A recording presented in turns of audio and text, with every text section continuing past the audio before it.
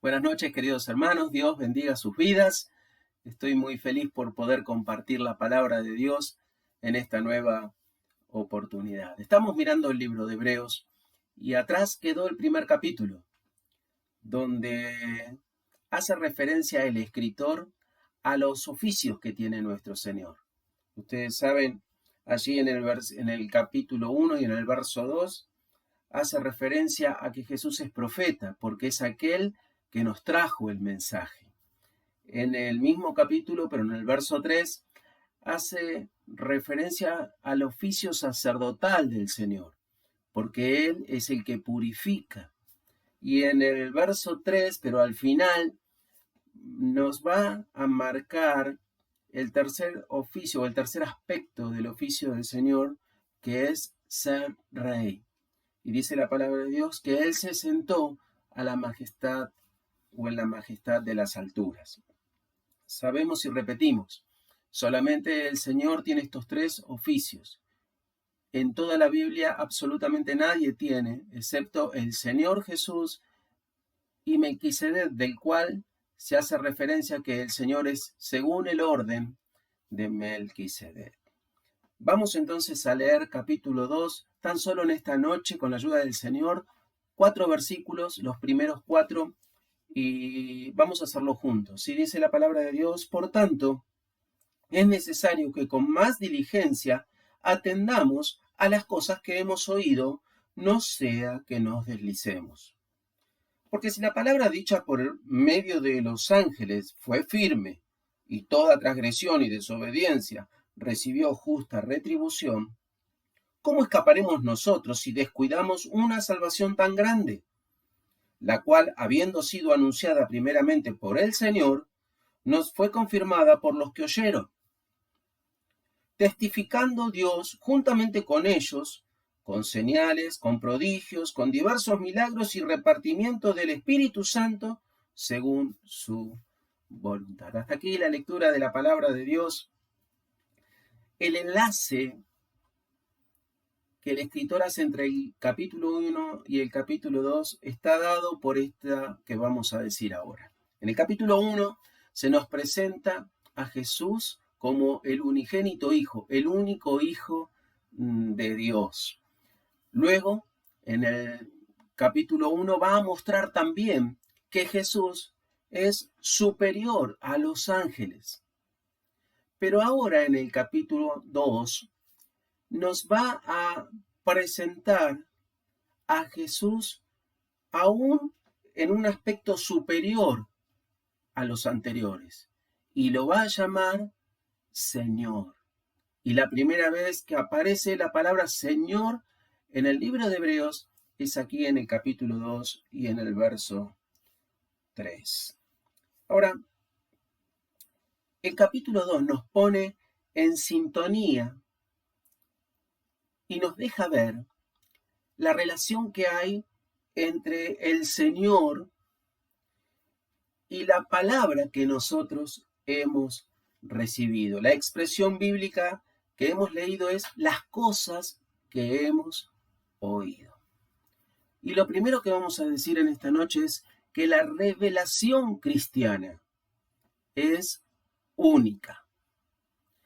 Y el capítulo 2 nos va a plantear, a respaldar esto que acabamos de decir. ¿Por qué es única? Muy bien, en primer lugar, es única por su origen. Dice allí el capítulo 2 y verso 3 que la palabra nos fue dicha por el Señor, por el Señor. Ahora, ¿qué es lo que nos dejó el Señor? El Señor nos dejó la palabra, el Señor nos dejó su testimonio y el Señor nos dejó la fe. Y agrega en sus labios: ejemplo os he dado para que sigáis mis pisadas. Por eso, la revelación cristiana es única en su origen. En segundo lugar, la revelación cristiana es única por su transmisión. Dice que primero la palabra la trajo el Señor, pero fue confirmada por los que oyeron.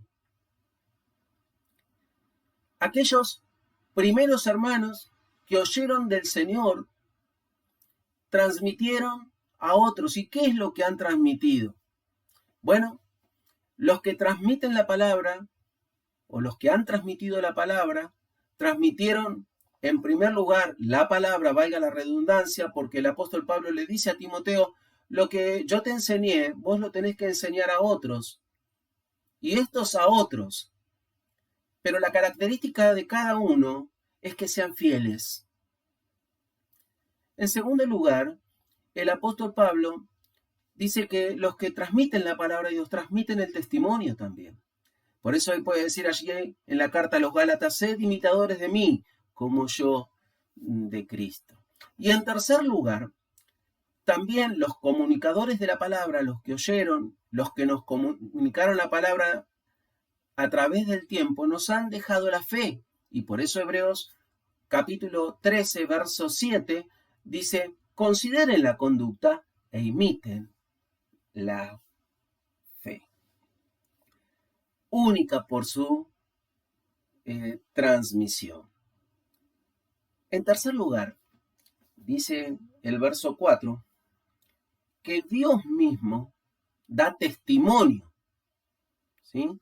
Y esto nos habla que la transmisión de la revelación cristiana es única por su eficacia, por su efectividad.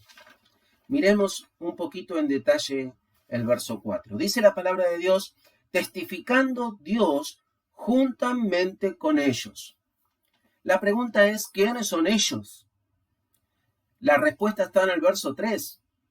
Dice que su Hijo Jesús, el Señor, es uno.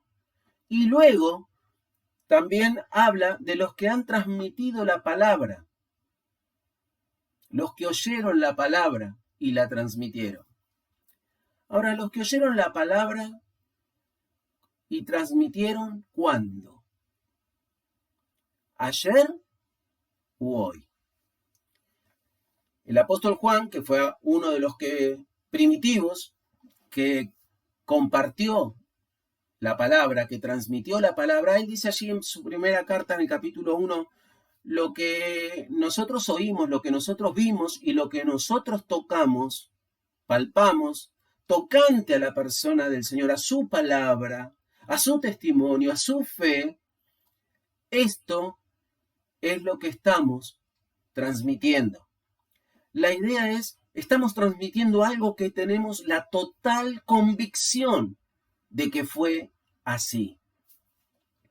Claro, la convicción es algo que tiene que ser personal, pero también es algo colectivo dentro de la iglesia. Vos fíjate que el término que usa Juan allí en la primera carta es lo que hemos. Lo que hemos. Yo y también otros estamos totalmente convencidos de lo que oímos, vimos y tocamos. Y esto es lo que estamos transmitiendo. A través del tiempo llegamos a nuestros días y seguimos comunicando la palabra de Dios, seguimos dando testimonio y seguimos mostrando la fe. ¿De qué manera? Como lo hicieron ellos, con total convicción. Y aquellos que transmiten la palabra, transmitimos la palabra de Dios, lo hacemos con una convicción profunda delante de nuestro Dios y delante de los que nos oyen. Ahora, si nosotros somos comunicadores de la palabra de Dios, tal cual lo fueron los que nos precedieron, entonces, dice el verso 4, los comunicadores de la palabra de Dios, la iglesia del Señor que comunica la palabra de Dios, sí o sí debe ser portadora del testimonio de Dios. Dice allí el verso 4, Dios mismo da testimonio de ellos, de ellos. Y queridos, la eficacia de la iglesia, que transmite la palabra de Dios, está respaldada por el testimonio de Dios mismo. ¿Y cuál es este testimonio? Lo aclara perfectamente el versículo 4. Dice que son señales, que son prodigios, que son diversos milagros y repartimiento del Espíritu Santo según su voluntad. Al principio decíamos que la revelación cristiana es única. Ahora vamos a sumarle a esto y vamos a decir que la relación que tiene el creyente con la palabra de Dios es una relación superior. Verso 1 dice allí: por tanto, es necesario que con más diligencia atendamos a las cosas que hemos oído, no sea que nos deslicemos. En primera instancia, me encanta esto del escritor a los hebreos, haya sido quien haya sido, que nuevamente vuelve a poner este concepto claro que ya repetimos, o ya lo presentamos en el capítulo 1, lo vuelve a considerar. Dice, atendamos. El escritor se está incluyendo. Todos, yo también, debemos atender, no sea cosa que nos deslicemos. Y esto nos habla de que en la iglesia no hay creyentes VIP. Todos somos iguales, todos debemos atender, todos debemos cuidarnos de no deslizarnos. No hay quien esté exento, porque vuelvo a repetir, en la iglesia no hay cristianos VIP. Ahora el versículo es más que claro.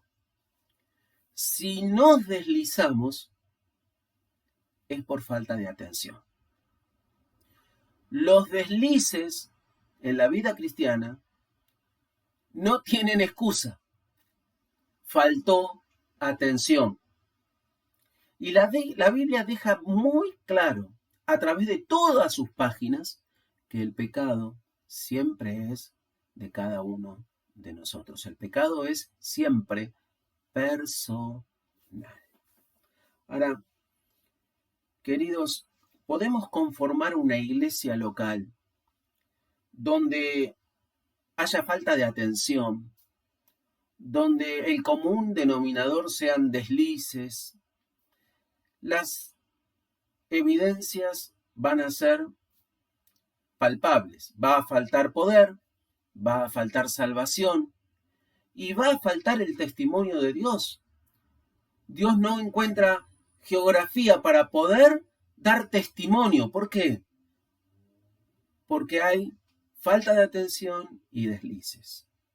Pero también podemos conformar una iglesia local en la cual todos nos cuidamos,